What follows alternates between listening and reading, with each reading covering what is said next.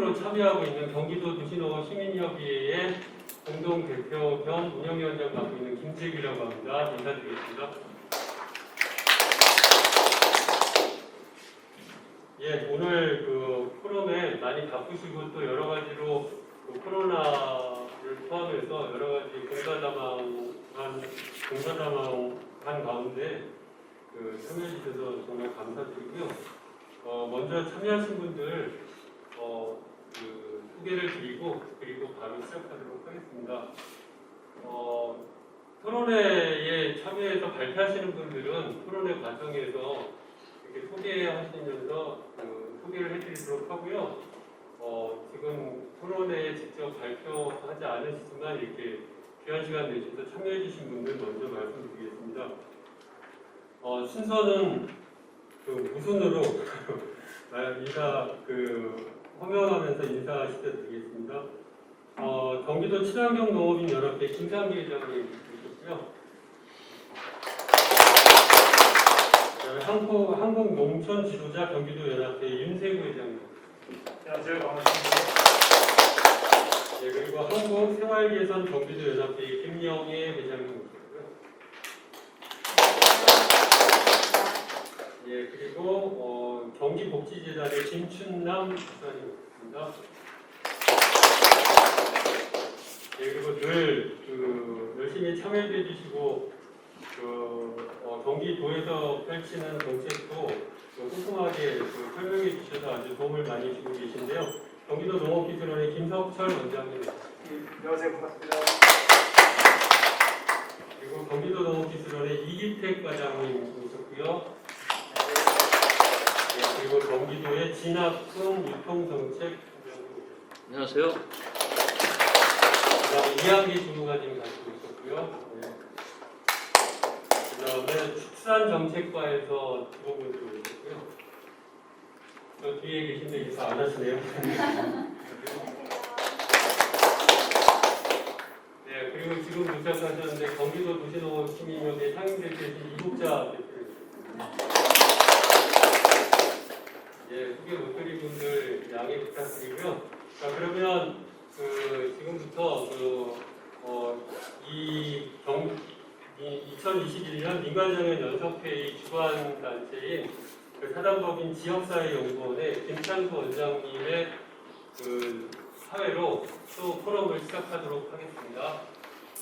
이거 끝내주세요.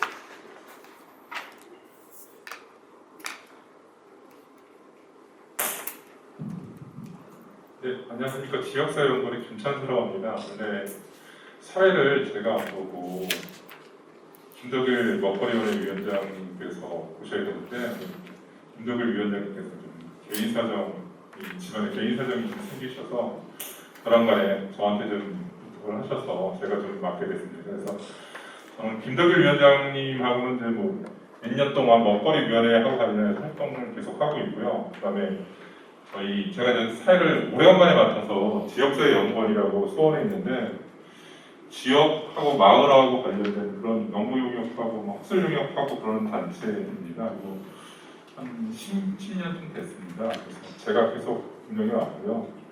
그다음에 앞으로 좋은 분 있어서 계속 지역사회 연구원이 나갔으면 좋겠습니다. 그리고 여러분들이 많이 도와주셔야지 저희 연구원을 비롯한 또 저희를 좀 적극적으로 도와주시는 경기도 농수산진흥원도 앞으로 좋은 일이 생기지 않을까 생각합니다. 그럼 시작하도록 하겠습니다.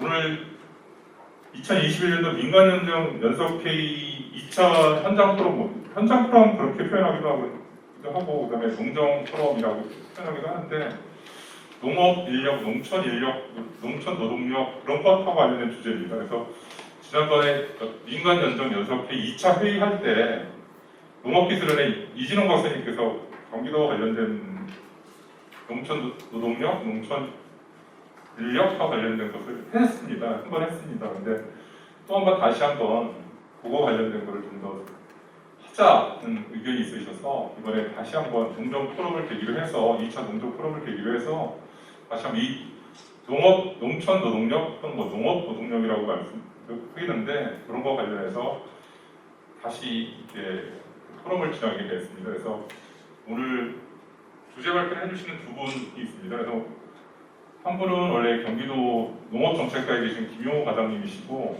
또 한 분은 이제 이승희 박사님이신데 저희가 이제 경기도 농업에서 농촌 노동력과 관련된 여러 가지 추진되고 있는 사항들이 있을 거라고 생각합니다. 그래서 그런 거와 관련해서 이제 농업정책과에서 말씀해 주실 거고요. 전반적으로 지난번에 말씀드렸던 이준호 박사님께서 그때 농촌 노동력과 관련된 문제를 이제 전반적으로 이제 말씀해 주셨는데 그거와 관련해서 좀 더 세분화해서 오늘 이렇게 와주신 이승희 박사님께서 이제 자세하게 더 해주실 거라고 믿습니다. 그래서 그렇게 진행할 거고요. 그다음에 토론해 주실 분들이 이제 세 분 계십니다. 그래서 세 분의 좋은 말씀도 같이 듣는 좋은 시간을 갖도록 하겠습니다. 근데 먼저 주제 발표해 주실 분이 원래는 경기도 농업정책과의 김용호 과장님께서 해주셔야 되는데 오늘 다른 사정이 있으시다. 특별한 도에 일이 생기셔서 팀장님께서 대신 오셨습니다. 그래서 김상용 팀장님께서 농업인력 육성팀의 김상용 팀장님께서 주제 발표해 주시겠습니다. 농업인 육성팀장 김상정입니다. 경기도 농촌 인력 현황과 현재 추진 중인 사항에 대해 말씀드리겠습니다. 첫 번째로 경기도 농촌 지역 현황입니다. 도 경지 면적 및 농가 인구는 지속적으로 감소하고 있습니다. 경지 면적은 15년 17만 5천 제곱미터에서 20년 15만 6천 제곱미터로 약 10% 감소하였고 농가 인구는 15년 35만 명에서 19년 28만 명으로 약 20%가 감소하였습니다. 특히 농가 인구 중 60세 이상이 53.9%를 차지하는 등 급격한 농촌 고령화 추세입니다. 두 번째로 경기도 농업인력 수급 추세입니다.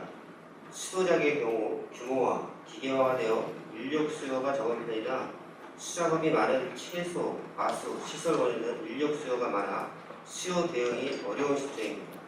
특히 내국인의 경우 작업 환경과 노동 강도가 높은 농작업을 기피하고 있으며 외국 인력 또한 코로나로 인해 입국에 차질이 발생하고 있어 인건비가 많게는 최대 2배 이상 상승하여 농가의 어려움이 가중되고 있습니다. 참고로 외국 인력의 경우 제도권 고용보다는 사설 중개업소 등의 비공식 경력을 통한 고용이 약 90% 이상으로 추정하고 있습니다. 세 번째로 상반기 농업인력 지원 현황입니다.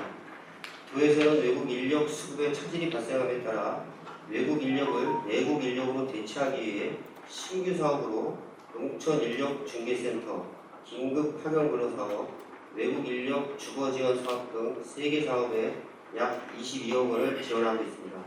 또한 농협 및 군부대 등과 협조 체계를 구축하여 상반기에 약 16만 4천 명을 지원하였습니다. 네 번째로 하반기 농업 인력 지원 계획입니다. 수학기를 대비하여 도와 농협, 대학교가 농촌 일선 돕기 MOU를 추진하고 있으나 최근 코로나 확산으로 논의가 보류된 상태입니다. 코로나 단계가 낮추어질 경우 농촌 일선 돕기 MOU를 다시 펴놓도록 하겠습니다. 아울러 도와 시군, 농업단체가 연계하여 일선 돕기를 우선 추진하고 긴급 파견 근로 등 사업을 추가 지원하도록 하겠습니다. 마지막으로 외국 인력 고용 정책과 관련입니다. 현재 정부는 기존 외국 인력 제도와 더불어 근로환경 등이 새롭게 개조됨에 따라 제도 개선을 추진하고 있으나 세세한 농가의 실정이 반영되지 않은 부분이 많이 있습니다. 이와 관련하여 도에서는 농촌 인력 중개센터에서 직접 농가로 인력을 파견하는 방법과 최초 고용한 농가 외에도 단기적으로 인력 수요가 있는 지역에 인력을 지원할 수 있도록 제도 개선을 건의하겠습니다. 이상으로 경기도 농촌 인력 실태 및 향후 계획에 대해 말씀드렸습니다. 감사합니다.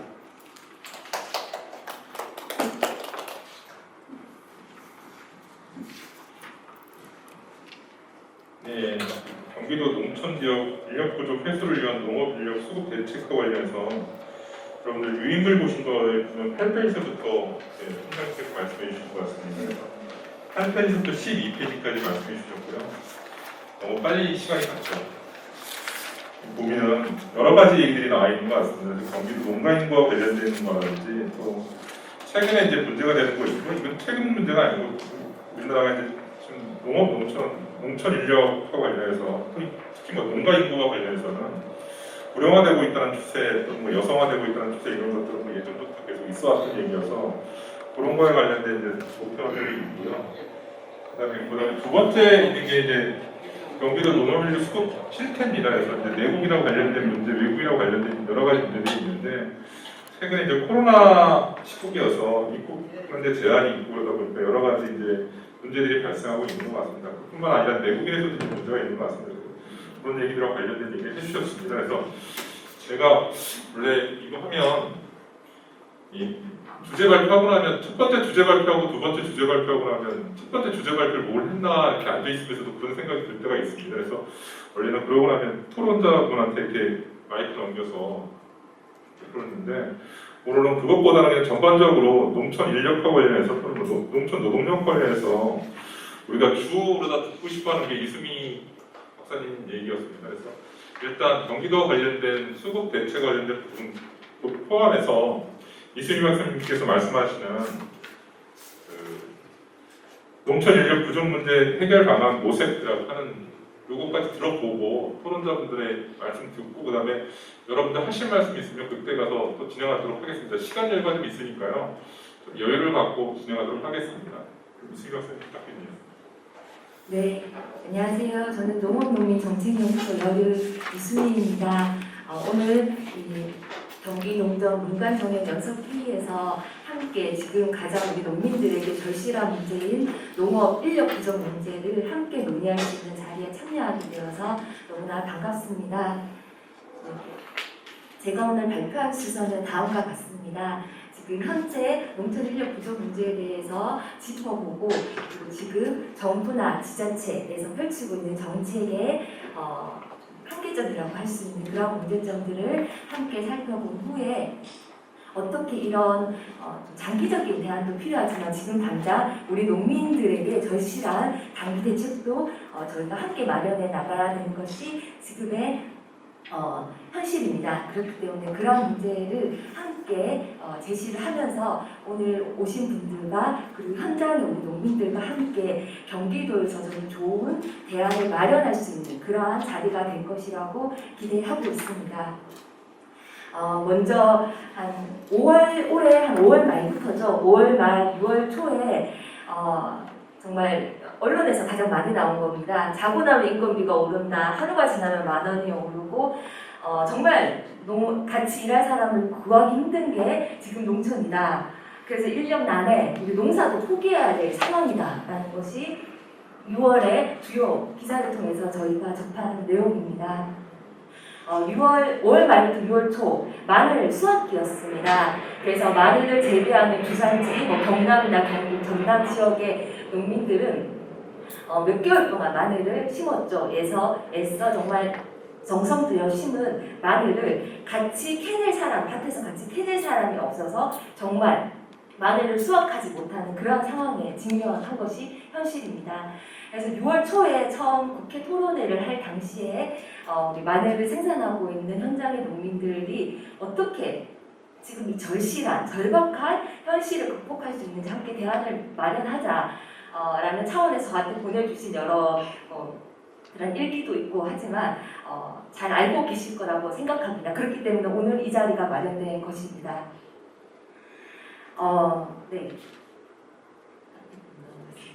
네, 예를 들어서 마늘을 보겠습니다. 마늘 생산비 1995년 10알당 106만 7천원이었습니다.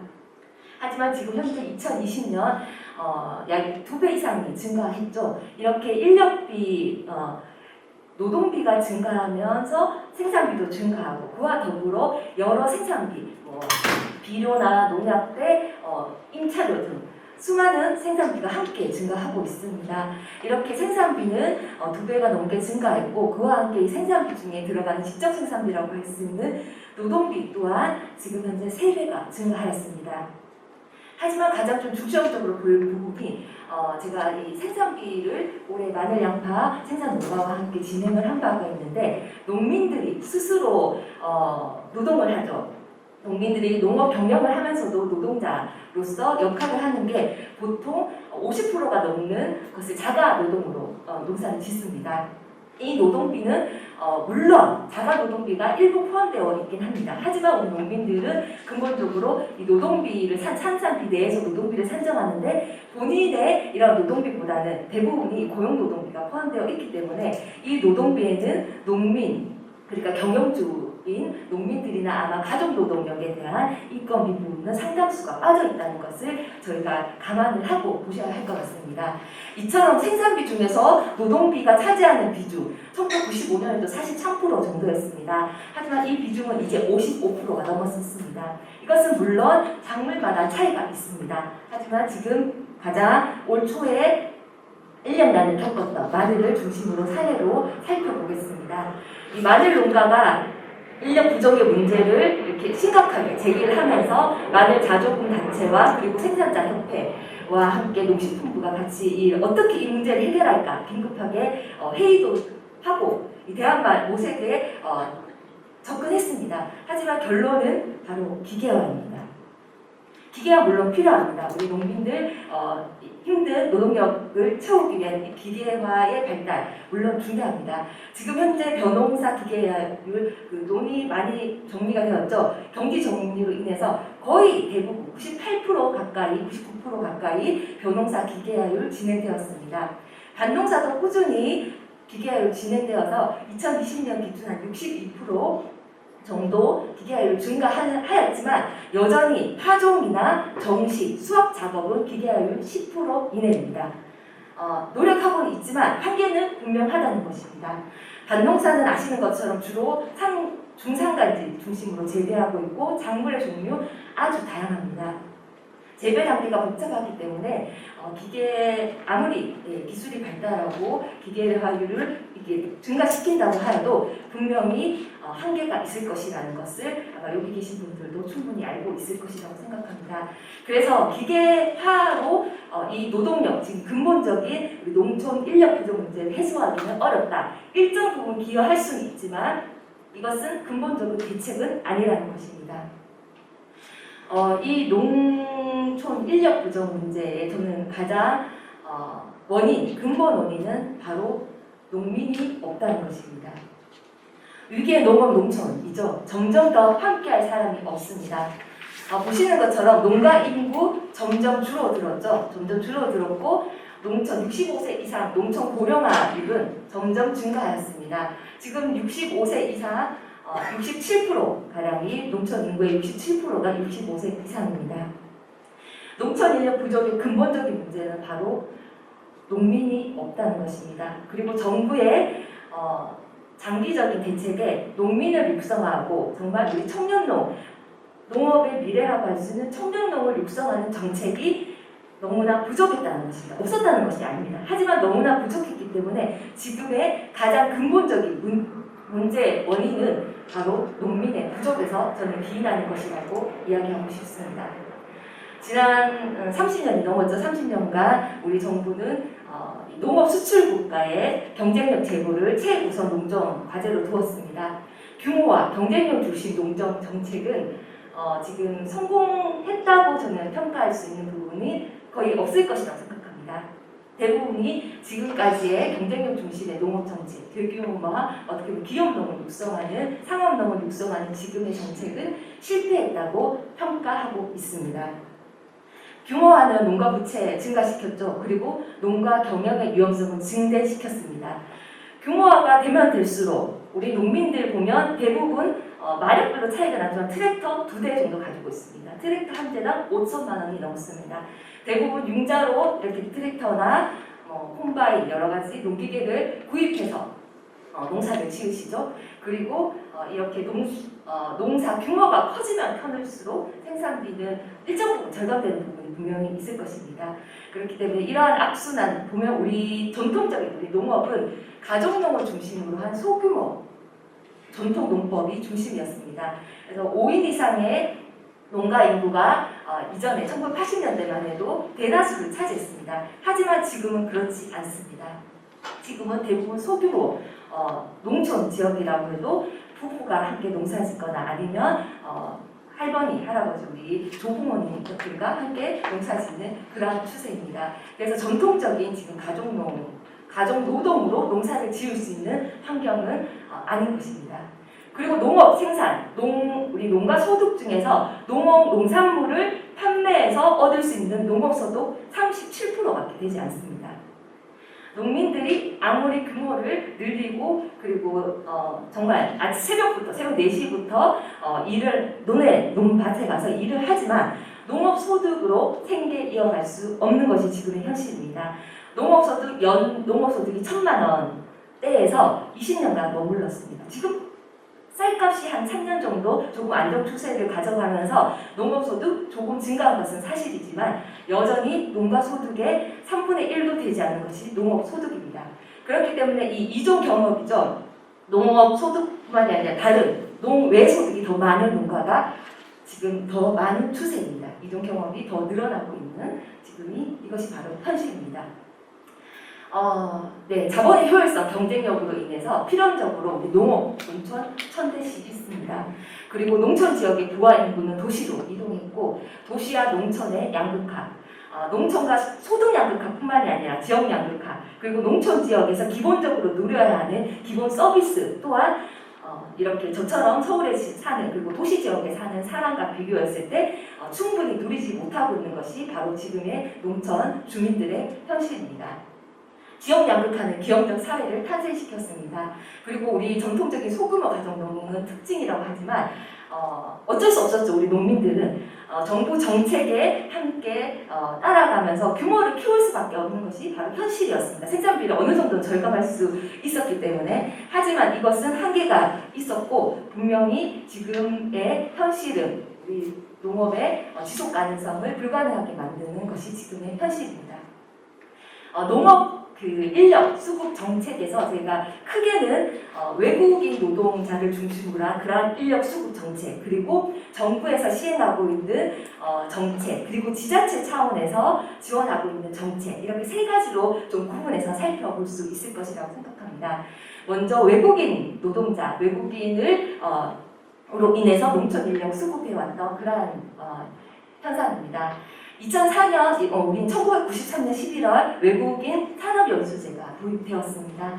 그리고 2004년 8월부터 본격적으로 고용허가제가 실시되어서 연간 6,400명 정도가 농축 산업에 고용이 되고 있습니다. 그리고 2015년 도입되었죠. 외국인 계절 근로자 프로그램으로 인해서 고질적인 일손 부족 현상을 해결하기 위해서 단기간 동안 외국인을 합법적으로 고용할 수 있는 제도입니다.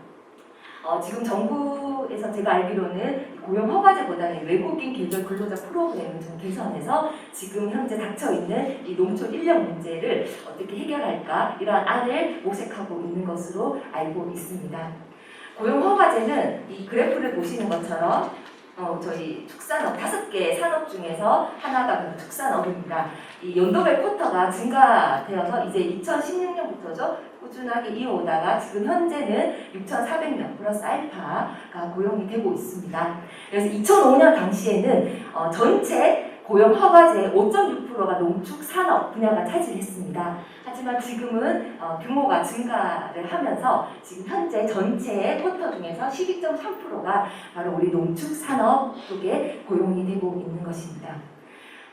이 추세를 보면 법무부 올해죠. 올해 코로나 앞에서도 잠깐 있었지만 작년에 대부분이 이 외국인 노동자가 국경 폐쇄로 인해서 들어오지 못했습니다. 그래서 작년부터 심화되었던 게 올해 6월 어떻게 보면 정말 최고점을 찍었다고 볼 수 있을 것이라고 생각합니다. 올해 37개 지자체에서 4,406명의 계절 근로자 법무부에서 배정했습니다. 하지만 여러 코로나 이런 검사 문제 등으로 해서 들어오지 못한 강원도 등을 중심으로 해서 들어오지 못한 수도 일정 부분 있습니다.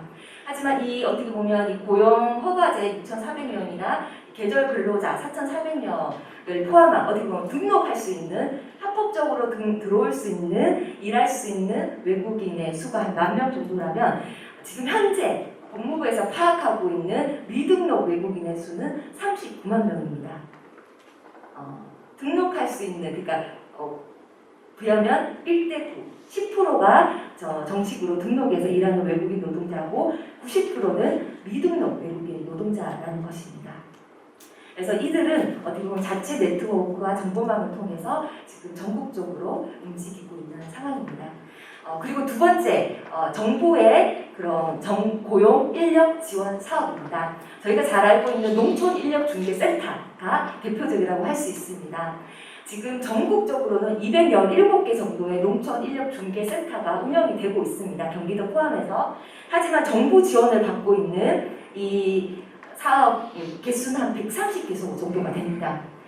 사업비를 지원하는 거죠. 국비 50% 그리고 지자체, 지방비 50%로 해서 이 센터를 운영하는 인건비, 운영비가 대부분의 비용입니다. 8천만 원 내에서. 그리고 운영비라고 할 수 있는 교통비나 숙박, 수송비 등이 이 사업의 주요 예산입니다.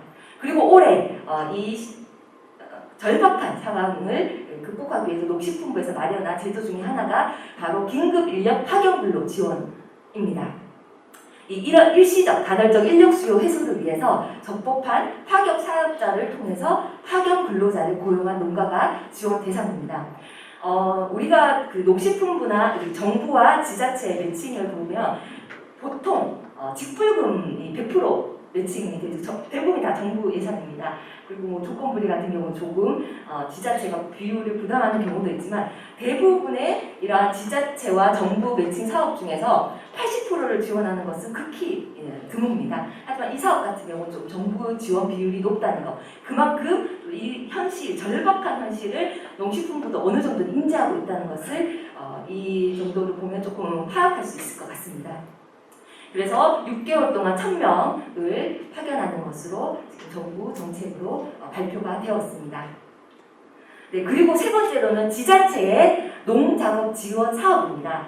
이것은 경기도를 포함해서 제가 9개 광역자치, 9개 광역도를 중심으로 해서 좀 살펴보았는데 대부분 4개 정도로 구분해 볼 수가 있습니다. 농작업 대행 서비스, 그리고 농작업을 지원하는 것, 그리고 농기계 임대 사업, 아니면 농작업 지원단을 육성해서 지원하는 사업, 이 4개로 구분을 해서 볼 수가 있습니다.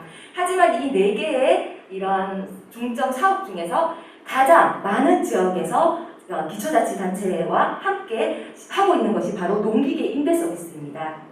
현장 농민들에게도 만족도가 아주 높은 것 중에 하나도 바로 이 농기계 임대 서비스 사업입니다. 그래서 대부분이 어떻게 보면 지금 지자체에서 시행하고 있는 이러한 여러 종류의 사업이 있지만 그 중심에는 바로 농기계를 임대해주는, 대여해주는 그런 사업이 가장 큰 비중을 차지하고 있다는 것입니다. 예를 들어서 충북 같은 경우는 인건비와 사무관리비 등을 지원해서 고령농, 영세농, 그리고 여성농업인을 농작업 대행 조직을 운영하고 있습니다. 경남은 이런 공동방제 등 종자 살포 등을 지원하고 있습니다. 강원은 고령농민의 경운, 정지 등의 농작업을 지원하고 있습니다. 그리고 가장 저희가 오늘 경기도에 제안할 사업 중에 대표적인 사업인 충남의 맞춤형 농작업 지원단입니다. 올해 국가 브랜드 대상을 수행한 사업이기도 합니다. 이 충남에 물론 경기만의 특성이 있고 각 지역만의 농업의 특성이 다 다르긴 하지만 좀 살펴보면 좋을 사업이라고 생각이 듭니다.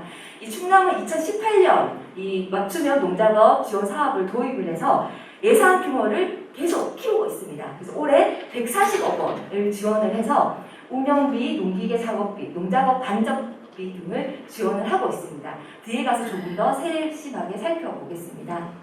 이처럼 외국 노동자를 와 함께하는 그런 인력 수급 문제, 그리고 정부와 농협의 이 함께하고 있는 농촌 중개 센터, 그리고 지자체를 중심으로 한 농작업 그런 지원단 사업 등 이러한 계속해서 이러한 사업들, 이러한 정책들이 계속 개발되고 있고 보완되고 있는 것 또한 사실입니다. 하지만 너무 아직까지 부족하다는 것입니다.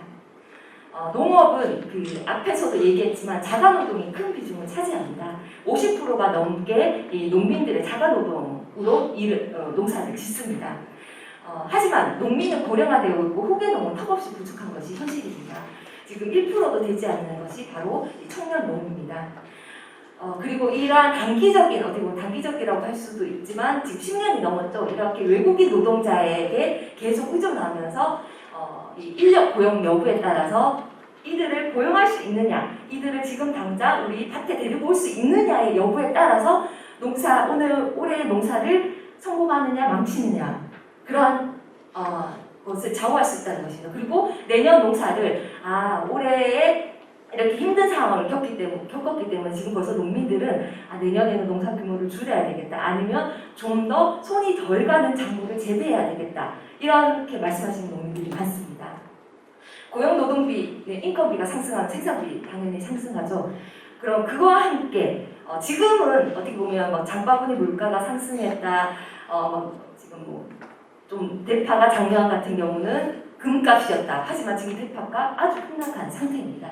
그것처럼 농산물 가격의 폭등락은 반복적으로 이루어지고 있습니다. 농민들이 농산물 가격에 높은 가격을 원하는 것이 아닙니다. 안정적으로 농사 지을 수 있는 그러한 안정적인 이러한 농사 환경을 원하는 것입니다. 노동력 부족의 대책 기계화될 수 없습니다. 필요하지만 보완책은 될 수 있지만 근본적인 대책은 아닙니다. 그래서 이러한 한계점이 명확하다는 것을 함께 살펴보면서 이 농촌 인력 문제의 근본 대책을 제시해 보려고 합니다. 먼저 중장기적인 대책 중요합니다. 하지만 지금 우리 농민들 9월, 10월부터 이제 대규모로 농촌 인력이 필요한 시기가 곧 돌아옵니다.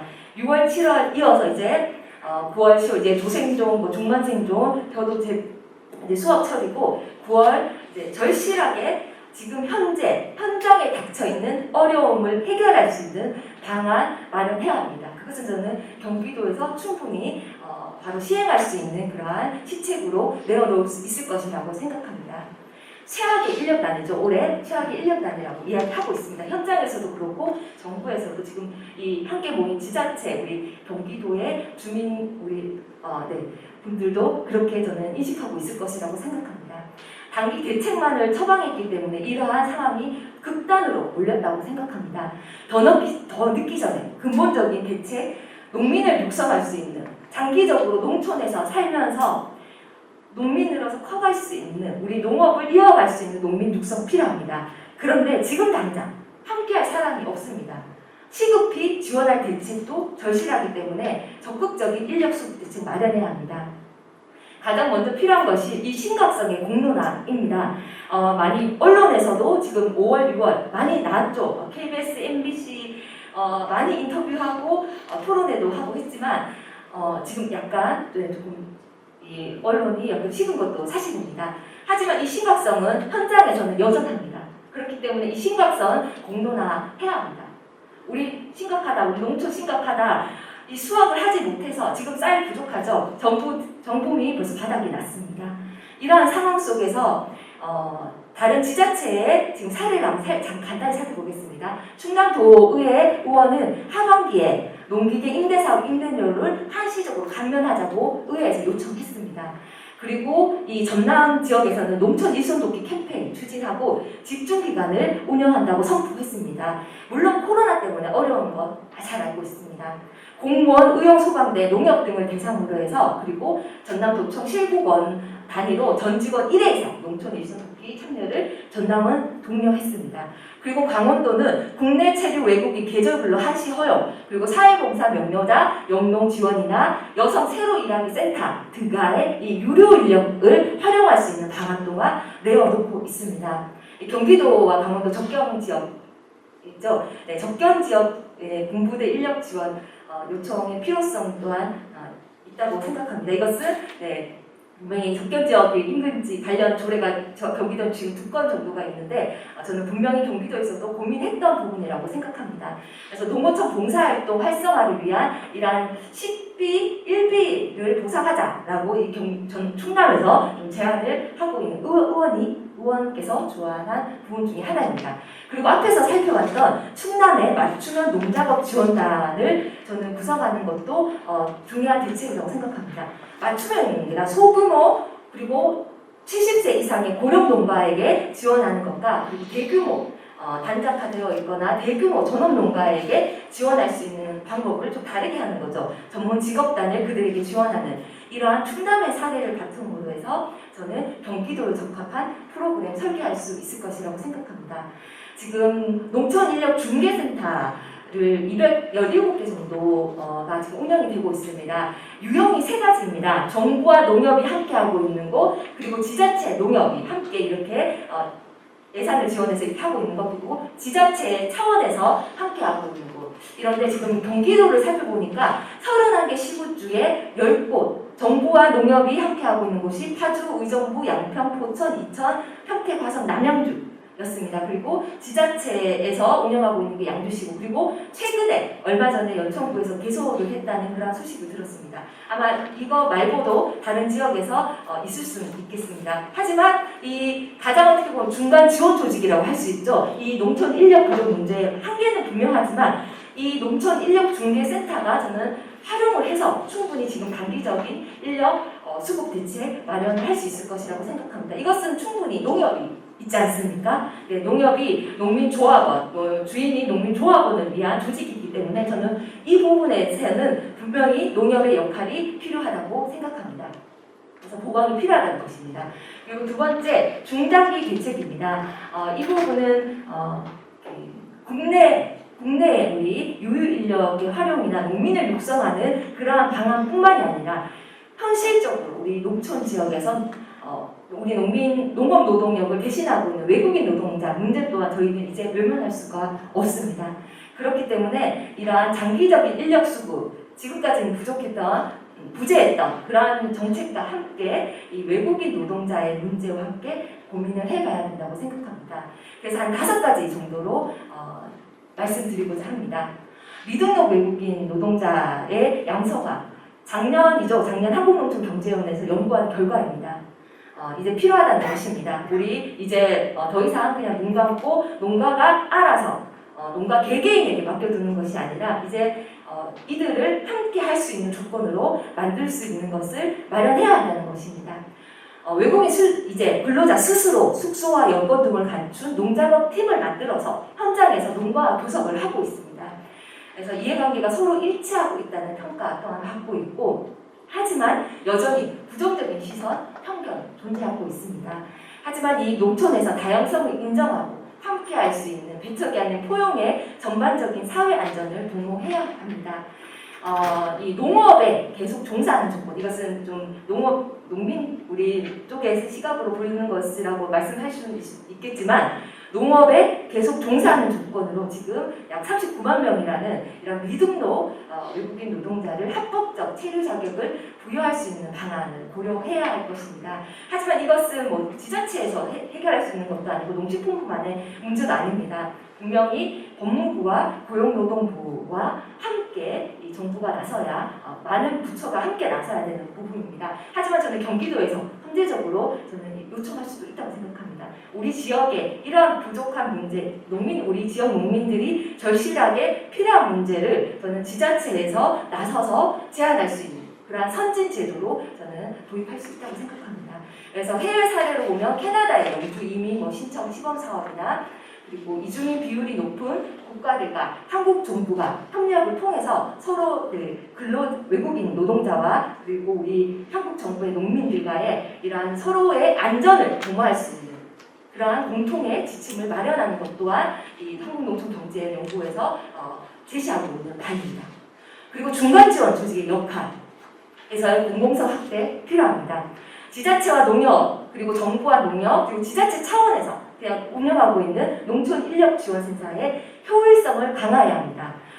주상지를 중심으로 잘 운영되고 있는 곳 분명히 있습니다. 하지만 농민들은 농촌인력지원센터를 찾기보다는 너무 급하고 시급하기 때문에 사설 그런 인력소를 찾거나 직업 소개서를 찾거나 아니면 아는 지인을 통해서 이렇게 지금 필요한 노동력을 구하고 있는 것이 지금의 현실입니다. 그래서 이 대다수의 외국인 일용 근로자는 지역 내 농작업팀과 사설 인력 중개소를 통해서 53%가 고용되고 있다는 것입니다. 하지만 이 문제는 과도한 중개수수료 문제에 있죠. 법적으로 지정한 중개수수료보다 훨씬 많은 과도하게 중개수수료를 납부하고 있다는 이러한 문제 분명히 있습니다. 그렇기 때문에 저는 이것은 농가 개개인의 접근에서는 그 앞에서 봤던 것처럼 오늘 분명히 의지고 오기로 했던 농민들이 15만 원을 주기로 했는데 분명히 그 다음날 아침에 오지 않은 것입니다. 네, 이러한 문제 농가가 다 해결할 수 없습니다. 그렇기 때문에 이 중간 지원 조직이라고 할 수 있는 농촌 인력 중개 센터와 이 민간 직업 소와의 어떠한 연계 방안 저는 충분히 고려해서 마련할 수 있을 것이라고 생각합니다. 거기서 지자체와 농협, 정부는 일자리를 이렇게 알선해주는 문제부터 해서 노동자를 안전하게 이 농가에 수송해주는 그런 문제까지 책임 있는 그러한 지원 정책으로 세부적으로 구성을 해 나가야 할 것입니다. 그리고 농작업 특수성을 반영한 농업 노동자의 지원입니다. 현재 농촌 인력 지원 정책이죠. 앞에서 살펴봤던 정책들은 대부분 간접 지원입니다. 교육비를 지원하거나 교통비 1만 원 지원, 숙박비, 마을 그런 숙박비 지원, 수송비나 그리고 사대보험과 같은 고용비 지원 등의 간접 지원이 대다수입니다. 이렇게 지금 여러 노동자 정책 중에 하나로 우리 농업에서도 일자리 안정자금 지원을 받고 있습니다. 하지만 대부분이 지금 이러한 정부 지원으로 이런 노동력 지원금을 받기보다는 대부분 그냥 농가에서 알아서 지금 하고 있는 그런 추세입니다. 그래서 농업 노동자의 인간적인 그런 기본적인 삶을 보장하는 수준의 지원 또한 필요합니다. 이것은 농업의 공공성을 강화하자는 측면에서 저는 정부 정책, 지자체의 시책으로 접근할 수 있다고 생각합니다. 현실적으로 개별 농가가 이 고용노동부나 정부에서 뒤에서 살펴보고 있는 이러한 여러 인건비 지원 사업이 있습니다. 고용노동부 차원에서 그리고 지역고용 차원에서 하고 있는 이러한 사업을 정부가 영세한 고령농을 중심으로 한 그런 농가가 지원을 하는 것은 한계가 있기 때문에 여기서도 저는 이 농촌 중간 지원 조직이죠. 대표적으로 농촌중개센터가 그 역할을 할 수 있는 방안 마련 필요할 것입니다. 그리고 그 광역자치단체 차원의 인력수로 개입 필요합니다. 이렇게 지자체에서는 조례로 이러한 농작업을 지원하거나 아니면 필요한 임대사업이나 이런 것을 지원하고 있습니다. 경기도의 차원에서 살펴봤을 때 경기도는 지금 농작업 지원에 관한 그런 조례를 찾을 수 없었습니다. 기동기촌 정책이 좀 대표적이었습니다. 장기적으로 봤을 때는 이 인력에 대한 농민을 양성할 수 있는 기본 계획 수립이 필요한데 참고로 경기도에는 미래 비전 분야 육성 조례 그리고 보건 의료 인력 지원 조례가 있었습니다. 이 두 개를 봤을 때 이것은 미래 비전 분야 인력 육성의 조례입니다. 도에 필요한 미래 비전 분야의 정책을 발표하고 그리고 일자리를 창출할 수 있도록 기여하도록 노력한다는 것입니다. 이것을 참고해서 저는 충분히 농업 인력, 농민을 양성할 수 있는 이러한 인력 육성 지원 조례 만들 수 있다고 생각합니다. 다른 지자체를 살펴보겠습니다. 농업 인력 육성 지원 조례나 그리고 활성화 조례 그리고 인력난 훼손 지원 조례 여러 조례가 있습니다. 이 조례에서 앞에서 살펴봤던 이런 인력을 육성할 수 있는 그 근거가 되는 기본 계획을 수립하는 그런 내용이 바로 이것입니다. 농어촌 인력의 안정적 공급을 위한 기본 목표 및 추진 방향을 세우고 그리고 시책, 지원 활성화 방안 그리고 실태 조사하고 분석해야 하는 것입니다. 지금 현재 전혀 없죠. 어디에 어느 지역에 양평의 어느 지역 어느 읍면에 어느 농가에 그런 인력이 부족한 상황 어려움을 겪고 있는지 이러한 통계 전혀 없습니다. 이렇게 농어촌 인력의 훈련과 교육에 관한 사항들 저는 그래서 이렇게 경기도 차원에서 광역 차원에서의 이러한 장기적인 인력 육성, 농촌 인력 육성 계획 분명히 수립해야 한다고 생각합니다. 이것은 조례 제정을 통해서 충분히 마련할 수 있을 것이라고 생각합니다. 그리고 마지막입니다. 인생 이모작 중장년층 농민 육성 사업입니다. 이것은 아마 귀농귀촌에 관련된 사업이라고 보실 수 있을 것입니다. 지금 농촌에서 살아보기라는 프로그램이 있습니다. 농식품부 프로그램인데 귀농귀촌을 실행하기 전에 도시민들이 농촌에 장기간 거주를 하면서 일자리와 농촌 생활을 체험하는 것입니다. 그리고 지역 주민과 교류하는 기회를 제공해서 성공적으로 우리 지역에서 정착할 수 있도록 그렇게 유도하는 사업입니다. 저는 이렇게 복합적으로 이런 농촌에서 살아보기 프로그램 더 확대되어야 한다고 생각합니다. 그렇기 때문에 지금 현재 중장년 50세 이상의 중장년 구직자가 10명 중 6명은 6개월 이상 장기 실업 상태입니다. 그리고 직종 변경을 희망하고 있습니다. 그래서 농촌에서 제2의 인생을 살아가고자 하는 분들 또한 많습니다. 그렇기 때문에 이러한 분들을 우리 농촌 지역에서 그리고 농민으로서 키울 수 있는 방안, 모색 필요합니다. 이것은 앞에서 봤던 것과 좀 비슷한 내용입니다. 네, 이상 결론 부분입니다. 이 경기도에서 양평, 여주, 그리고 연천 등 경기도에서 지금도 일하고 계신 농민들의 모습입니다. 이분들이 희망이죠. 그리고 이분들이 어떻게 사는 모습, 어떻게 행복하게 살아가는지, 그리고 이분들의 모습을 통해서 저는 청년들이 희망을 가지고 전망을 가지고 우리 농민으로서 살아가고자 저는 생각을 하게 될 것이라고 생각합니다. 그래서 저는 지금 이 경기도에서 살아가고 있는, 그리고 우리 농촌에서 전국의 농촌에서 살아가고 있는 우리 농민들의 절실한 상황을 함께 해결할 수 있는 그러한 인력 육성 방안 마련해야 합니다. 마지막인데 이 주체는 바로 사람이죠. 모두가 알고 계신 것처럼 지역 사회를 지금 계속 지역 소멸 얘기도 나오고 있지만 지역 사회를 유지 발전시키기 위해서 중요한 것은 바로 사람을 키우는 것입니다. 이것을 저희는 놓치지 말아야 합니다. 그리고 인력 부족 문제 해결을 위해서 농업의 구조적인 요인을 모두 반영해야 합니다.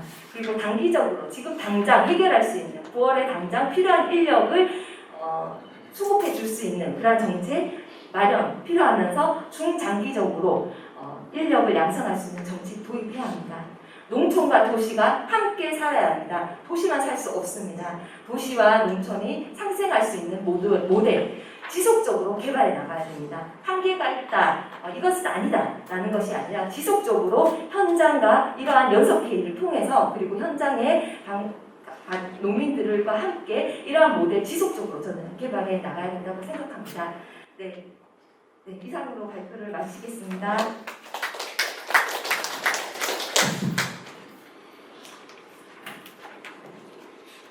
네, 주제 발표해 주시라고 고생하셨습니다. 저기 농업농촌문제연구소 여름이라고 하는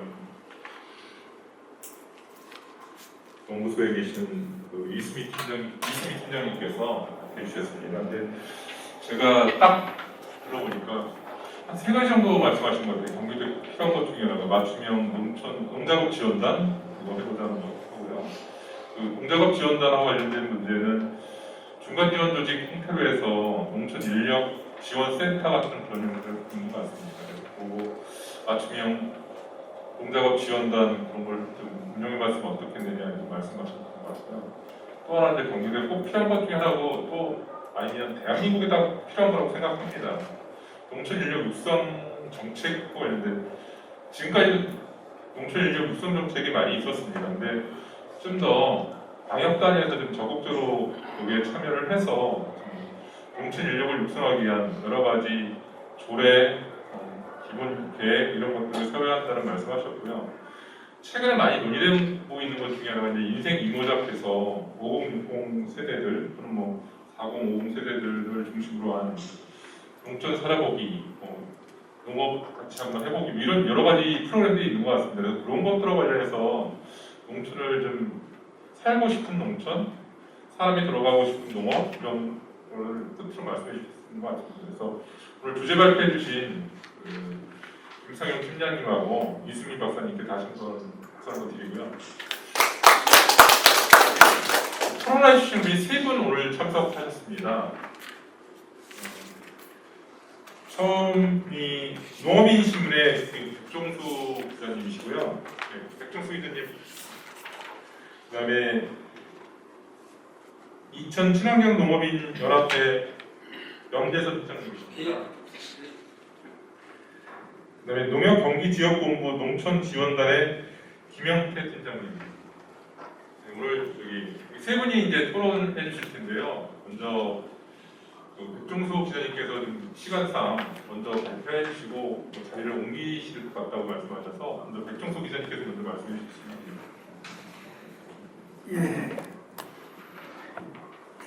발표하신 내용 잘 들었고요. 이제 이수미 박사님 발표 내용도 그렇고 사실은 답은 좀 나와 있는 것 같은데 이제 이 농촌인력 얘기할 때마다 좀 얘기하는 게 시행이 안 되는 문제 아니면 좀 걸림돌들이 여기저기 있는데 이것들을 어떻게 해결할지에 그쪽에 초점을 맞춰서 좀 논의가 진전이 있어야 되는데 이게 계속 맴돈다는 느낌이 들고요. 그래서 좀 아쉽고 그 취업 이민 제도라든지 여러 가지 좀 새롭게 좀 제한된 부분들도 뭐 농촌경제연구원이나 이런 데서 제한된 부분도 저는 동의를 하는 편입니다.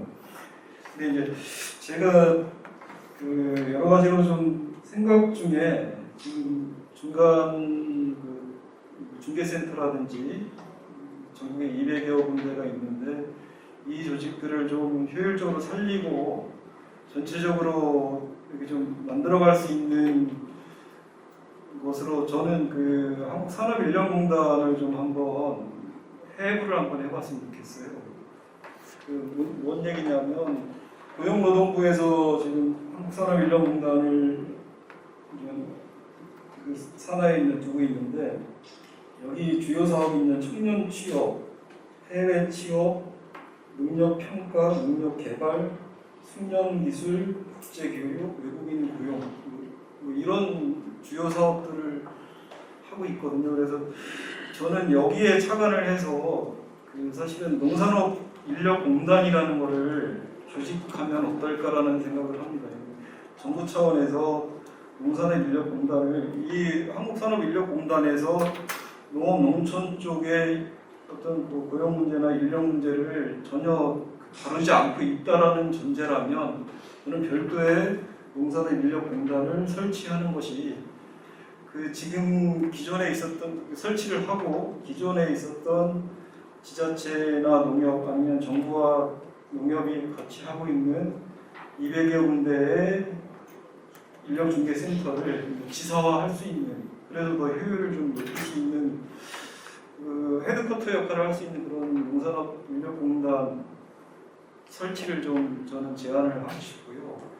그리고 그 만약에 이제 이게 사실은 뭐 대통령 선거를 앞두고 이제 공약화될 수 있다라면 더 좋은데 이런 부분을 좀 뭐 정치권이나 이런 데 계속 어필을 좀 해봤으면 좋겠다는 생각이 듭니다.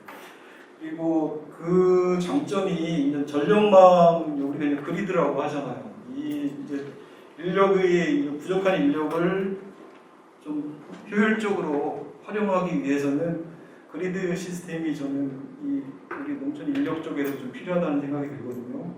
예를 들어서 제가 드는 느낌이 이제 기후 위기 얘기를 하고 온난화하면서 좀 이 인력이 필요한 시기도 좀 바뀌고 있다는 생각이 들거든요. 제가 그 강원도에서 고추농사나 뭐 여러 가지 농사를 하시는 분이 저기 전남 진도에 가서 하시는 말씀이 고추를 보고 우리하고 거의 비슷한 시기네. 이제 뭐 출하 시기도 그렇고 경쟁을 해야 되는 건가 아닌가 뭐 이런 저기 말을 하시더라고요. 또 한 가지는 그 모내기 시기하고 그 벼 수확기를 한번 생각을 해보시면 잘 알 수 있을 것 같아요. 그전 같으면은 그 남하하죠. 모를 심을 때 있는 추운 지방이 먼저 심고 그 남부 지방은 이기작이나 이모작을 하기 때문에 벼 수확을 한 다음에 늦게 이제 벼를 심거든요. 모를 심거든요. 근데 이제 그거는 그렇게 크게 이제 변화가 없는데 이제 날이 따뜻해지면서 강원도 같은 경우에 이제 콤바인 기계 하시는 분들이 강원도 철원부터 해서 수확을 하고 이렇게 남아하면서 이제 쭉 수확을 했었는데 요즘은 그렇지 않다는 거예요. 최근 들어와서는 강원도에도 이제 콤바인 수요가 많아지면서 콤바인을 그쪽에 이제 그 기계 하는 분들이 콤바인을 그쪽에서 많이 지금 구매를 하고 있대요.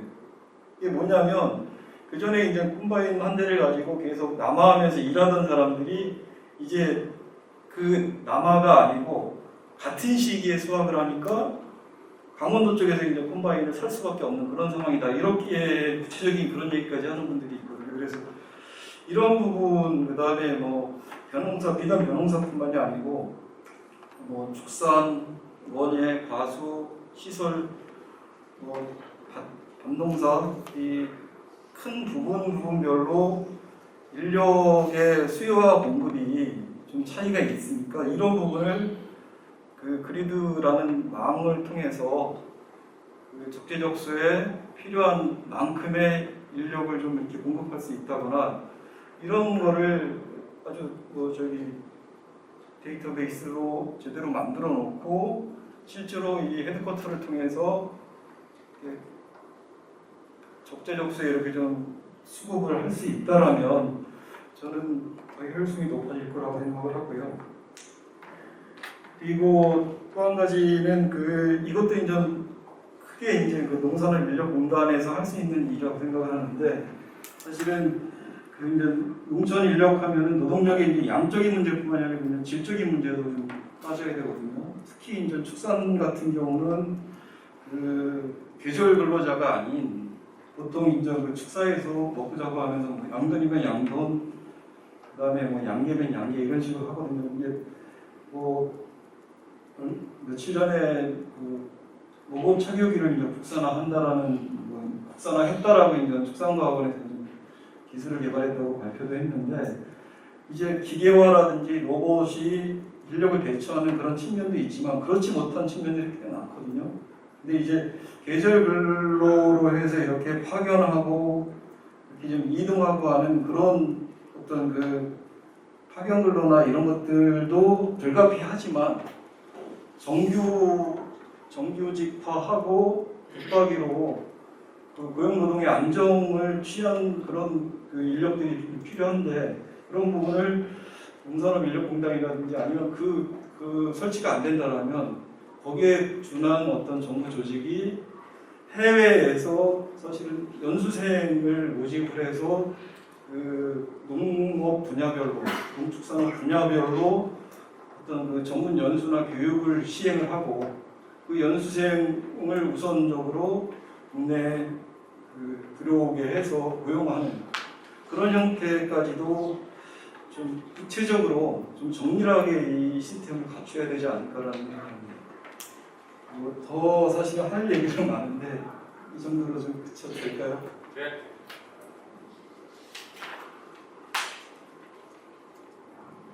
농업인이신데 백종수 기자님께서 말씀해 주셨고요. 두 번째 토론자는 농촌지원대 김영태 팀장님께서 해주시죠. 농협중앙회 경기지역 본부 농촌지원의 김영태입니다. 저희 농협에서는 임직원이라든지 1365 자원봉사 포털, 그다음에 저희 농업이 지원하고 있는 농업인 단체 등을 그러한 인력을 인프라를 중심으로 저희 31개 시군지구에서 자체적으로 농촌 인력 지원을 또 운영을 하고 있습니다. 기존에 정부와 협력하는 인력 중개와 별도로 저희가 운영하고 있고, 그다음에 최근에 조금 저희가 지원을 많이 받은 게 사회봉사 대상자를 각 지역 보호 관찰소를 통해서 지원받아서 저희가 전년도에는 2만 5천 명 정도 지원을 받았고요. 올해는 코로나로 인해서 요양원 등으로 지원된 인력이 저희 농촌 지역으로 많이 유입이 되었습니다. 그래서 올 연말 정도에는 약 4만 명에서 4만 명 이상 정도 지원이 될 것 같습니다. 저희가 보고 있는데 좀 근본적인 해결책이 필요할 것 같아요. 앞에서 박사님이 말씀하신 것도 있고 우리 기자님이 말씀하신 것도 있는데 근본적인 해결책이 조금 부족한 것 같다라는 생각이 듭니다. 저희가 지역 농협에서 운영하고 있는 농촌 인력 중개센터도 마찬가지고 저희가 하고 있는 것도 마찬가지고 기존에 있던 인력을 기반으로 운영을 하고 있는 겁니다. 새로운 인력이 투입이 되지 않고 개인적인 인력 지원 사무소를 통했던 게 농촌 인력 지원 센터를 통해서 되는 것처럼 기존에 있던 인력이 도는 거지 새로운 인력이 투입이 돼서 농촌에 인력을 지원이 더 많아지는 건 많이 그런 비율은 좀 적은 것 같아요. 그래서 좀 전에 말씀드린 것처럼 사회봉사 대상자 지원처럼 그렇다고 해서 사회봉사 대상자를 늘리자는 게 아니라 이와 같이 기존의 지역 인원이 아닌 새로운 인력의 유입이 돼야 되는데 그게 저희 농협만의 노력으로는 많이 어려운 것 같고 지자체라든지 여러 군데를 통해서 같이 협력해서 해 나가야 될 것 같습니다. 그리고 저희가 아까 우리 경기도 팀장님께서 말씀하셨던 것처럼 올해 저희가 대학교와 MOU 체결을 지금 한 10군데 정도를 했고요. 그게 학점으로 좀 지원이 될 수 있도록 그러니까 대학생들이 뭔가를 얻어서 함께 할 수 있도록 이렇게 학점 지원을 될 수 있으면 그렇게 할 수 있도록 MOU 체결을 하고 유도를 하고 있고요. 이제 6월 달부터 저희가 MOU 체결을 했기 때문에 대학생들하고 농촌 인력 지원을 한 4번 정도밖에 못 나갔습니다. 시간이 너무 부족해서. 그리고 7, 8월은 또 많이 없어가지고 저희가 지금 수학기를 준비하고 있습니다. 10개의 MOU 체결한 대학뿐만 아니라 그 외 지역에서도 최대한 지역에 대학교가 없는 지역도 있는데 그러한 지역에서는 1365 포털을 통해서라도 자원봉사 학생들을 지원받아서 저희가 최대한 교통비라든지 점심 식대라든지 보험이라든지 이런 걸 지원해서 저희가 대학생들하고 함께 수학기에는 조금 더 노력해서 더 많은 학생들에게 체험 기회도 드리면서 농촌의 현실도 좀 알려줄 수 있는 좋은 기회가 될 것 같고 해서 그렇게 지원하고 있고 저희 경기도에서 농협에서는 스마트 농업 관련 부분에서 만약에 어느 지역 농협에서 스마트 농업을 하고 싶다라고 의뢰가 들어오면 그쪽에 먼저 최우선적으로 자금이라든지 그런 인프라 지원을 하려고 노력을 하고 있습니다. 이게 어떻게 보면은 인력을 대체하는 거기 때문에 그런 부분에서 우선적으로 자금 지원이라든지 하려고 노력을 하고 있고 대표적인 게 작년에 경기도하고 함께 했던 게 수매통 지원을 했습니다. 보통 벼를 수확하게 되면은 그거를 큰 통백 자루에다가 담아야 되는데 잡아줄 사람이 필요합니다. 그리고 내릴 때도 사람이 필요하고 근데 수매통 같은 경우는 차에 실어 놓으면 기계가 자동으로 사람이 필요 없이 자동으로 붓게 되고 그 수매하는 농협에 가서도 지게차로 떠가지고 하기 때문에 인력이 거의 많이 필요 없이 운전만 하면 되는 그런 사업이 너무나 좋은 사업이었는데 도가 지원을 해줘가지고 저희 농협도 전체적인 비용으로 해서 수매통 지원을 하게 됐고 올해 또 별도로 저희 농협하고 지역 농협하고 같이 수매통을 지원하는 것도 계획에 있습니다. 그래서 저희 농협 자체적으로도 최대한 많이 찾아서 좀 많이 지원하려고 노력하는데 저희가 많이 부족한 것도 많고 저희 생각만으로는 또 할 수 있는 것들이 제한적인 것도 있는 것 같습니다. 많이 도와주시고 또 좋은 아이템이라든지 그런 것들이 있으면 저희가 같이 노력해서 좀 더 농업인들의 어려움을 많이 덜어줄 수 있도록 최선의 노력을 다하도록 하겠습니다. 이상입니다.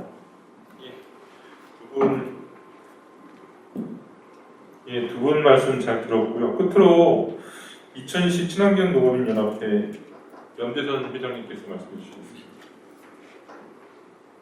2010 친환경 농업인 연합회 연대선입니다. 저는 현재 농업을 제가 농사를 짓고 있습니다. 그래서 지금 약 8,000평 정도를 제가 농사를 짓고 있는데 제 생각 또 우리 동료 농업인들 생각을 그래도 이렇게나마 좀 전달할 수 있게 돼서 좀 다행이 아닌가 생각을 합니다. 그래서 우선 말씀드리고 싶은 게 고용노동부에 구인 신청을 하러 가면은 뭐 다른 거는 다 쓰면 되는데 그 건축물 대장을 첨부하라고 합니다 이 사람들이. 난 뭐 무슨 근거로 그런지 몰라요. 건축물 대장을. 그러면 건축물 대장이 있습니까 농막이? 그러면 우선 급하니까 그래 그럼 내가 농막 가서 살지. 우리 집에다 외국인 들어오면 내가 살면 될 거 아니냐. 우리 집 건축물 대장 갖다 줍니다. 그럼 갖다 주면은 근로자 줍니까? 있지도 않은 근로자 가지고 장난치는 거지요. 이게 아니 없는 파일을 가지고 죽게 하는 거는 이거 사기꾼이 하는 짓이지요. 이거는 이게 예? 말도 안 되는 이 행태들을 하고 있는 겁니다. 지금 이게 예? 저는 이해가 안 가는 게 이 인력난도 그렇습니다. 아예 처음서부터 건들지를 말든지. 아니, 코로나 제 생각은 뭐 무식해서 그런지 몰라도 그래요. 코로나 아니 외국인 거를 다 데려다가 2주 격리해서 그거 뭐 녹음인 수당 주지 말고 그거 가지고 백신 맞춰서 내보내서 한 군데서 이러게 하면 더 안전한 거 아닙니까? 근데 왜 못 데려옵니까? 지금 농민들 생각은 그렇습니다. 현 정부에서 어디까지 가야 농민이 죽는지 이거 보려고 지금 하는 거다. 현재 정책은 그렇게도 생각하고 있습니다. 지금 생각 자체가 이거는. 그래서 지금 그 인력난은 뭐 농민들은 그 난리 쳐도 실제 제가 생각할 때 중앙정부에서는 그런 것 같아요. 그래 뭐 농산물 조선 물가 비싸면 수입해 오면 되지. 그렇게 생각하는 것 같아요. 제가 생각하기에는. 그러니까 지금 이제 기현상이 나는 게 하우스가 시설하우스가 이제 빈동이 자꾸만 늘어납니다. 이제 이게 그리고 노동력이 많이 들어가는 작물은 이제 재배를 꺼려요. 못해요 이제. 그러니까 시장에 가면은 뭐 상추나 뭐 엽채류 같은 거는 값이 폭등하고 뭐 무나 뭐 양배추 같은 거 조금 그래도 농민이 덜 들어가는 걸 폭락을 합니다. 이제 이게. 하나가 잘못되면 이게 그 여파가 이거 끝까지 가는 건데 이건 너무 근시안적으로다가 이거 행정을 한다 정말로 이거는. 그래서 이거는 뭐 제가 여기서 한다고 해결될 일도 아니겠지만 뭐 저도 그렇고 농민들은 솔직히 말로 이 정권에서는 해결 안 된다. 저는 그렇게 생각합니다. 그리고 또 하나 이제 그 농막 문제도 그렇습니다. 농막도 아니 가서 그 고용노동부에서 가서 건축물 대장이라도 가져오라고 그래요. 아, 그럼 허가해주면 되지 않습니까 그거? 지금 농막 생긴 지가 지금 20년이 훨씬 넘었습니다. 그 불법인 거 우리 농업인들 다 알고 있습니다. 그러니까 그래도 양심에 찔리기 때문에 하우스 안에다가 인식 판넬로 집 져놓고 위에다가 차광 막 시커멓게 덮어놓습니다. 이게 왜? 아니 그래도 집 짓지 마 되는데 건드트게 지어놓으면 안 되잖아요. 시커멓게 덮어놓습니다. 흉물이에요. 그러니까 외국인 근로자들이 사는 것도 뭐 인권단체나 이런 데서 보면 이런 데서 사람이 살아? 그 원인이 미관은 어떻게 잘 할 수가 없지 않습니까 우리가. 차광 막 시커멓게 덮어놨는데 이거는. 그래서 그 문제는 좀 제 생각에 뭐 중앙정부가 아니고 우리 저 팀장님 도에서 나오셨는데 이거는 그 농막 문제는 도에서 충분히 좀 해결할 수 있는 문제로 저는 생각을 합니다. 그런데 지자체 우리 이천시하고 도시 입장, 도 입장, 농림부 입장 들으면은요 토시 쌈 들어오고 있습니다. 토시. 네? 법 글자 토시 하나 가지고 돼 안 돼. 농민은 죽어가는데 이게 행정하는 사람들이 이렇게 하면 안 되지요. 이거는 농민 입장을 생각을 해줘야지요. 당장 죽어가는데 이거를 정말 뭐 가설 건축물 대장 이천시에 가가지고 해달라고 그러면 접수를 안 받아줍니다. 가설 건축물을 해주는데 가설 건축물 안에 기숙사 용도는 없다는 거예요. 법에. 그런데 또 어느 법령에 찾아보면 또 있어요. 이게 숙소라는 개념이 또 있어요. 그러니까 이게 숙소지 기숙사인가도 이것도 토시 가지고 따집니다. 이게. 이거는 정말 공무원들이 이렇게 하면 안 되는 일이고 정치하는 사람들이 이렇게 하면 안 되는 일입니다. 이거는 정말 우리 농민들 아까도 말씀드렸지만 좀 뭐 어디까지 가야 죽는지 보려고 하는 것도 아니고 이건 해줘야지 넘어옵니다. 이거는 정말 지금 이거는 뭐 뭐 다른 토론자분처럼 뭐 좀 좋은 말씀 좀 드리고 그러면 좋은데 저는 제 개인적으로는 정말 제 심정에서는 제일 좋은 말씀을 드린 게 이 정도입니다. 정말로. 그러니까 뭐 하여튼 저는 뭐 더 이상 드릴 말씀 없고요. 정말 이 정권 전 포기했고요. 이거는 정말 지금부터라도 좀 잘 좀 되게 좀 여러분들이 좀 도와주십시오.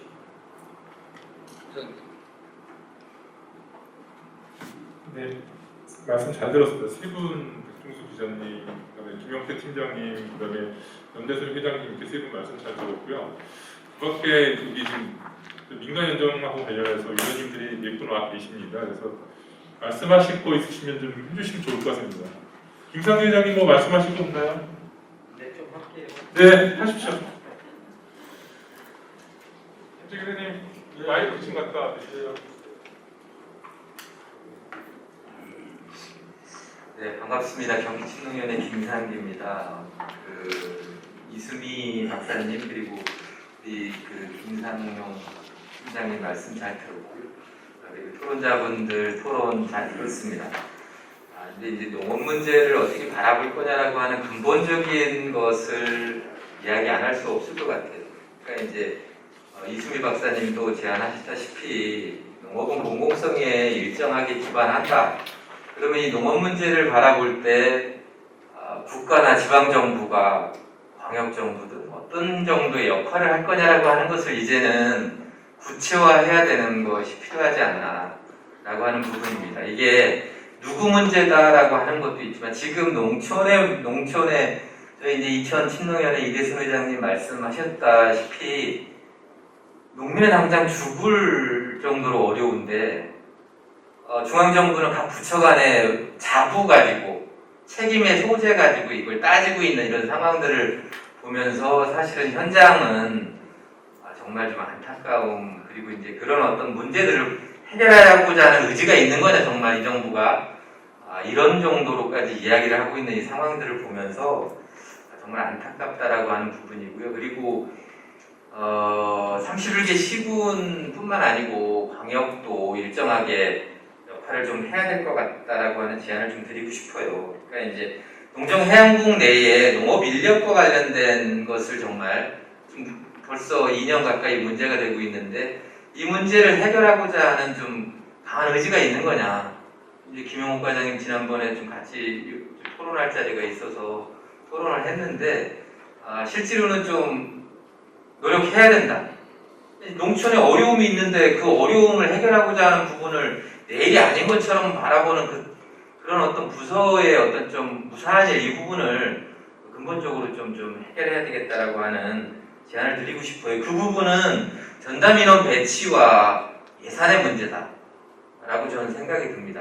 이제 경기 뭐 다른 지역의 충남의 사례, 강원의 사례, 여러 가지 지역의 사례들을 봤잖아요. 그러면 경기도의 사례를 만들어야 되는 거 아닙니까? 경기도가 어떤 실천을 할 건지, 경기도 농민들의 어려움을 어떻게 풀 건지, 이제는 내년도 계획에 담아야 되는 거 아니냐라고 하는 제안을 드리고 싶어요. 오늘 뭐 도의회에서 참석을 안 해주셨어요. 어쨌든 지난 회의 때는 뭐 참석을 할 것처럼 말씀을 하셨는데 그것도 좀 안타까운 문제입니다. 왜 그러냐 하면 이 중요한 거를 다루는데 실제로 이제 뭐 바쁜 일이 있으시겠지만 참여해서 어떻게 이거를 예산에 담을 건지에 대한 부분들을 분명하게 좀 해주시기를 저는 오늘 좀 오시면 요청을 드리려고 했는데 이건 좀 우리 이제 농단협 회장님 계시지만 농단협 차원에서 공식적으로 좀 요구를 해야 되지 않나 하는 말씀을 좀 드리고 싶고 도 차원에 할 수 있는 역할을 분명하게 좀 해줬으면 좋겠다.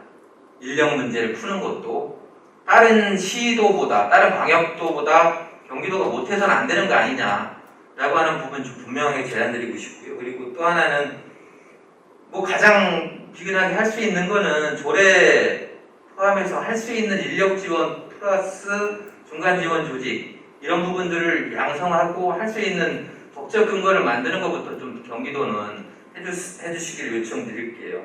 뭐 조례 제정 포함해서 이런 부분들입니다. 그리고 중앙정부에 제안을 하셨다고 하는데 사실은 중앙정부의 법과 제도 문제가 생기는 부분들을 어떻게 풀었으면 좋겠는지에 대한 구체적인 제안이 나오려면 전 인력의 배치가 되게 중요하다. 이 부분을 분명하게 보고 판단하고 어떻게 해결할 건지에 대한 부분. 이건 농축산 포함해서 축산국도 그렇고 농정해양국도 마찬가지. 양쪽이 같이 좀 협의해서 인력 문제를 구체적으로 풀기 위한 대안을 좀 제시해 주시기를 요청드리겠습니다. 그리고 중앙정부의 법과 제도적으로 문제되는 부분들을 구체화해서 좀 제안을 도의 의견으로 분명하게 좀 제안해 주시기를 다시 한번 요청드리겠습니다. 여기까지 말씀드리겠습니다. 네, 말씀 고맙습니다. 이게 원래 저희가 그 김상규 회장님 말씀하신 것처럼 도의회에서 의원님께서 원래 10시, 저희들이 원래 민간연장에서 이 경기 농정 포럼을 10시에 하기로 했었습니다. 근데 2시로 옮긴 이유 중에 하나가 위원님께서 시간이 10시 안 되신다서 2시에 옮겨서 지금 하고 있는데 오늘 안 오셔서 저도 위원님들 뵐 때마다 말씀드리고 싶은 말씀들이 되게 많은데 그럴 때마다 느끼는 것 중에 하나가 위원님들이 좀 농업, 농촌에 대해서 좀 무관심하신 것이 아닌가, 오셔갖고 맨날 얼굴만 비치다 가시는 것이 아닌가 이런 생각이 듭니다. 그래서 다음에 제가 연석회의 할 때는 3회 연석회의 할 때는 다시 한번 위원님들한테 우리 농업, 농촌의 현실에 대해서 다시 한번 말씀드리는 자리를 한번 만들도록 하겠습니다. 저희 이승희 박사님, 저희 토론자분들이 한 3분 하셨고요. 그 다음에 프로에서도 한 분 하셨는데 박사님이 한번 이렇게 정리 좀 해서 한번 말씀하시고 또 제가 프로에 다시 넘기겠습니다. 네, 토론해 주신 내용 네, 잘 들었습니다. 먼저 저는 그 백종수 기자님께서 말씀하신 농산업 인력공단, 저희가 지금 농업 재해 문제 아주 심각하지 않습니까? 지금 기후위기 시대에 농업 재해 문제를 함께 풀어나갈 이러한 공단, 그러니까 농업 재해를 담당하는 우리 농민들이 다쳤을 때 이러한 문제뿐만이 아니라 이러한 자연재해 문제까지 함께 담을 수 있는, 이렇게 지원할 수 있는 그런 공단이 필요하다, 이런 필요성을 계속 오랫동안 이야기를 했습니다. 하지만 이 인력 문제에 대해서 공단의 설치 문제는 아마 저희가 언급을 따로 많이 못했던 것 같습니다. 하지만 분명히 저는 필요한 부분이고, 지금 많은 지역 223개의 그런 기초자치단체와 함께 이런 지금 만들어져 있는 217개의 농촌 지원 그런 인력 지원 센터를 묶을 수 있는 농산업 인력공단에 대한 별도 필요성에 대해서 공감하는 바입니다. 그래서 이러한 것이 함께 어떻게 보면 이거는 정부의 의지가 많이 필요한 부분이라서 이런 부분을 함께 저희가 좀 연구를 해서 요구를 할 수 있는 부분이지 않을까라고 생각이 들었습니다. 그리고 여러 문제 중에 하나가 저도 가장 공감되는 부분 중에 하나가 우리 현장의 농민들의 입장에서 생각해야 한다는 것입니다. 지금 농민들이 가장 절실하죠. 어떻게 보면 지금 아무리 우리가 이야기해도 현장 농민들은 정말 지금도 같이 일할 사람이 없고 지금 며칠 후에 수확을 해야 되는 이러한 상황 속에서 당장 같이 일할 사람이 없어서 진짜 몇 개월 동안 심어놓은 작물을 캐내지도 못하는 이러한 상황이 있기 때문에 이러한 농민들의 입장에서 좀 더 생각을 해서 농민들의 절실함을 해결해 줄 수 있는 그러한 저는 방안이 분명히 지자체 차원에서는 충분히 마련할 수 있다고 생각합니다. 이것은 꼭 정부로까지 넘어가야 할 필요도, 왜냐하면 지자체에서는 그 지역의 중심이 되는 지역 주민 그리고 지역 농민들의 입장에서 그 정책을 반영할 수 있기 때문입니다.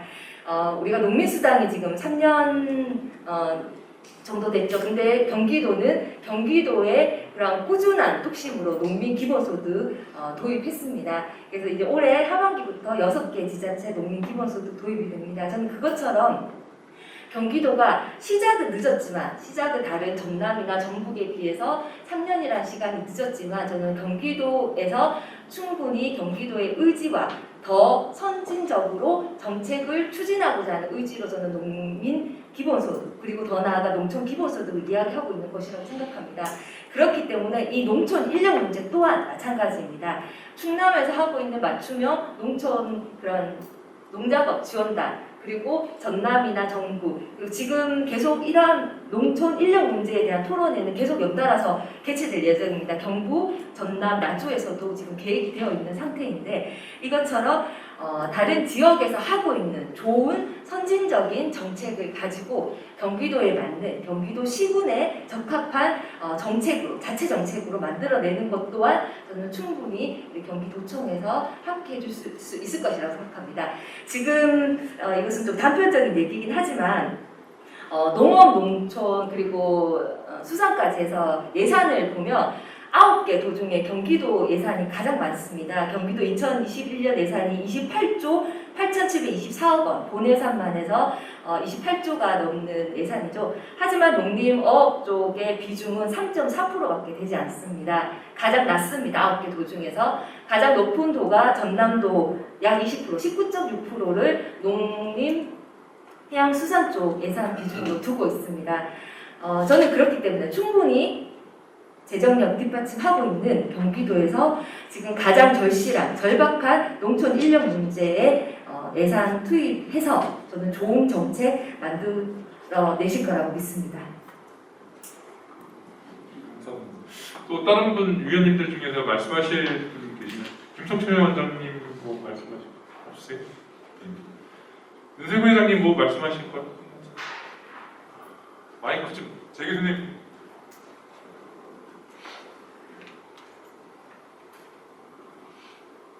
말하는 데는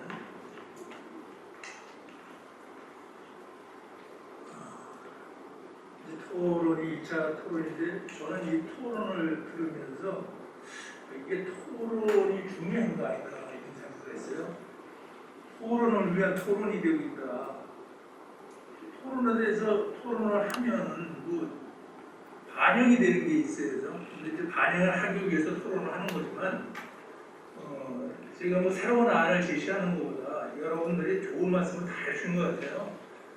이수미 팀장님 비롯해서 여러 백경수 기자님과 하는데 좋은 말씀은 다 해주셨지만 그게 어떻게 하면 정책에 반영을 시킬 수 있나 이걸 우리가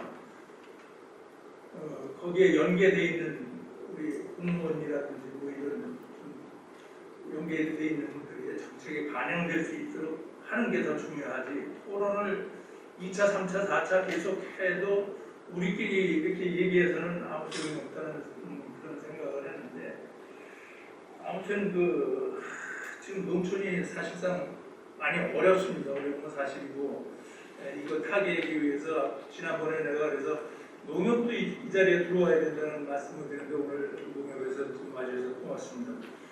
농협이나 지자체에서 발벗고 나서서 어떤 그 가교 역할을 해서 이런 문제가 해결될 수 있도록 해주시는 게 좋을 것 같은 생각이 드는데 아무튼 여기 계신 분들이 토론을 위해서가 아닌 이 정책에 반영을 시킬 수 있도록 같이 노력을 해주셨으면 고맙겠습니다. 이상입니다. 말씀 고맙습니다. 그래서 지난번에 말씀드린 것 중에 하나가 저희 2차 민간인재 연석회의 하는 마지막 쯤대였었죠. 그래서 그때 김철환 위원님께서 TF팀 구성하는 거를 말씀하셨습니다. 그래서 오늘 그 TF팀 구성하는 거를 결의 좀 해주시면 내용으로다 그러니까 농촌 인력 지원과 관련된 TF팀 구성해서 농촌 문제를 좀 해결하는 데 좀 일조하는 그런 팀이라고 할까요? 그래서 좋은 안들을 정책에 반영될 수 있도록 하는 TF팀 구성안을 좀 오늘 이 자리에서 결의해 주시면 다음에 위원님들 뵀을 때 농정해양 위원장님을 비롯한 위원님들 뵀을 때 그 TF팀 구성을 통해서 오늘 있었던 많은 정책 제안들과 관련된 것들을 반영할 수 있도록 하도록 하겠습니다. 동의해 주시죠? 예. 또 다른 분 다른 말씀 해주실 거 없으신가요? 말씀 있으시면 이복자 회장님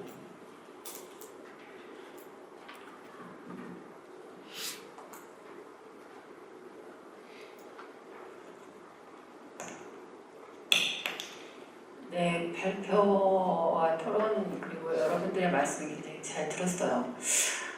정말 농촌의 인력이 매년마다 그 기계 농으로 바뀌고 있고 그러면서 먹거리 자체도 달라져 가고 있는데 사람이 거두어야 되는 일들이 점점 줄어지면서 그만큼의 먹거리가 줄어들고 있고 그에 따른 밥상에는 수입산이 올라와 있는데 그런 것들의 연관성에 대해서 너무나 이 소비자들은 이해하지 않으려고 하는 게 아닌가 그런 좀 답답함이 들기도 했어요. 저 도시농부이긴 하지만 저희 31개 시군구 중에 그래도 도시농부들이 있는 곳이 지역이 굉장히 많습니다. 기농기촌만이 아니라 지역에서 활동하고 있는 도시농부들이 이 농업에 현장에 같이 투입할 수 있는 그러한 것들이 분명히 있을 거다라는 생각이 들었어요. 비록 5평 한떼기에서의 이 호미 한 자루의 농사지만 이 농업의 가치라든가 먹거리의 귀중함이라든가 이 농촌의 삶에 대한 이 소중함들을 알고 있는 분들이어서 도시농부들이 결합하는 농촌 인력은 가능하겠다라는 생각이 들었습니다. 그래서 그 지역에 있는 도시농부들과 지역의 농부들과 결합한다면 지역의 농업의 활성화가 조금 더 좀 활기차지지 않을까. 네. 그래서 내년에는 아니면 당장 올 가을 수확물부터라도 지역의 도시농부들은 그러면 이제 저희도 경기도 도시농업 시민협의회에서도 지역에서 활동하고 있는 도시농부들을 이렇게 조직하고 또는 이제 농부들이 농사를 짓는 그 수확하는 법이라든가 이런 것들을 저희들도 다시 한번 좀 학습하고 이러면서 지역에서 녹아들 수 있는 일을 한번 좀 만들어보고 싶다라는 생각이 들었습니다. 네, 이상입니다. 또 다른 분 말씀해 주시죠. 저도 한 말씀. 예. 지금 이국자 대표님 말씀하신 내용의 연장해서 저 좀 드리고 싶은 말씀이 있어서 말씀드리는데요. 말씀하셨듯이 경기도에서 도시농업 교육이나 이렇게 귀농교육 이렇게 참여하시는 인구들, 특히 도시농업이나 이렇게 도시 텃밭에 참여하는 인구분들 중에 대부분 이제 귀농이나 귀촌을 희망하시는 분들도 많고, 사실은 도시농업학교나 여기서 귀농이나 귀촌했을 때 농사를 귀촌했을 때 필요한 내용을 충분히 교육받기 어려운 점도 있습니다. 그래서 농촌 인력 돕기하고 그 교육을 좀 연결시키는 것들도 그 규모가 클지 작을지 모르겠습니다만 아주 유용하게 좀 도움이 되지 않을까 싶어요. 근데 아까 그 김상계장인가요? 말씀하셨듯이 그 양과 함께 이제 질도 되게 중요한 상황이어서 그게 이제 연수생 모집하는 성격의 프로그램하고 같이 이렇게 맥을 좀 같이 하지 않을까 싶은 생각이 좀 하나 있고요. 또 하나 아까 발표하시는 자료 중에 보니까 중년층, 장년층에 지금 일자리 가진 사람들이 10명 중에 6명이 그 간헐적인 일, 그러니까 반실업 상태에 있고, 그리고 이제 그 다른 일을 하고 싶어하는 인구도 꽤 된다라는 말씀, 아까 통계 자료가 있었는데, 근데 실제로 저만 그런지 모르겠는데 주위에 이렇게 농촌 일선 돕기를 할 수 있는 분들이 의외로 좀 많다는 것을 좀 많이 느끼고 있거든요. 그래서 어쨌든 저도 도시농업에 참여하고 있는 한 사람으로서 도시농업 경기도에 있는 도시농업 지원센터가 도농협력, 도농상생센터로 좀 활동의 방향과 목표를 좀 이렇게 넓혀서 생각하는, 그렇게 이끌어내는 정책들이 같이 좀 병렬로 진행되면 도움이 되지 않을까 싶습니다. 감사합니다. 또 딴 분 없으신가요? 그리고 오늘 의회에서는 안 나오셨지만 도에서 저기 농업정책과 과장님이 어제 나오셔서 발표해 주시고 말씀하시죠. 예. 잠깐 하겠습니다. 네, 박사님 하세요, 말씀하세요.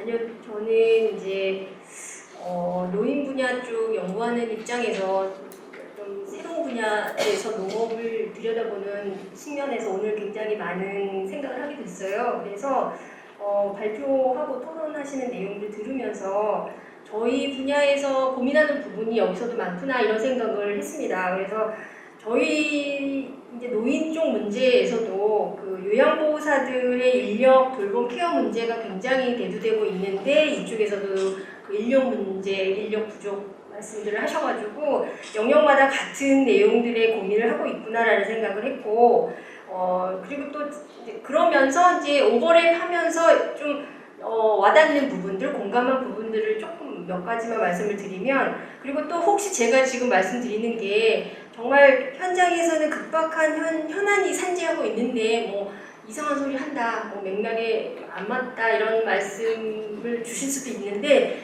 감안하시고 저희 쪽에서 느낀 부분만 제가 조금 말씀을 드리도록 하겠습니다.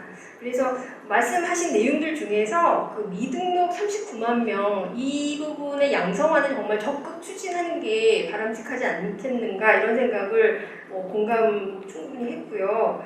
그리고 또 하나로는 지금 젊은 세대들이 뭐 80년대생이 온다 뭐 이런 책들도 있듯이 그들은 자기가 가치를 느끼지 않으면 하지 않고 일을 하고 그런 가치관의 개념이 명확하기 때문에 청년농을 양성하는 데 있어서도 그들이 농업에 대해서 정말 가치를 느끼면 젊어서부터라도 적극적으로 참여할 수 있지 않을까. 그래서 이게 조금 뭐 큰 장기적인 쪽으로도 갈 수 있겠지만 그런 맥락에서 가치적으로 젊은이들한테 어필을 한다면 청년농 쪽으로도 좀 가능성이 있지 않겠느냐 이런 생각을 좀 했었고 또 하나는 그 전문 농가하고 가정농 이 부분에 있어서도 예전에 그 스포츠도 왜 스마트 스포츠에서 뭐 금메달 따야 되고 막 이런 맥락으로 선수들을 키웠지만 지금은 즐기는 형태로 스포츠 선수들을 키워야 되지 않느냐 이런 패러다임 전환도